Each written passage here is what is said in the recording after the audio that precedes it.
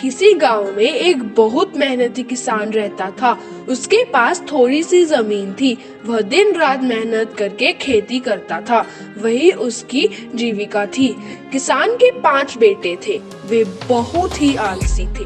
अपने पिता की मदद करने की जगह वे दिन भर मटर गश्ती, फालतू समय गंवाना करते और आपस में लड़ते रहते। कुछ समय के बाद जब किसान बूढ़ा हो गया तो उसे चिंता होने लगी। उसने सोचा, मेरे बेटे दिन भर आपस में लड़ते रहते हैं। मेरी मृत्यु के बाद तो ये आपस में लड़कर जमीन का बंटवारा कर देंगे। यह जमीन इनके लिए पर्याप्त नहीं होगी और दूसरे इसका लाभ उठाएंगे। मुझे कुछ ऐसा करना चाहिए जिससे इन्हें सबक मिले। ऐसा सोचकर किसान ने कुछ लकड़ियां लेकर एक गट्ठर बनाया और अपने बच्चों को बुलाया। किसान ने उन्हें वह गट्ठर तोड़ने के लिए दिया।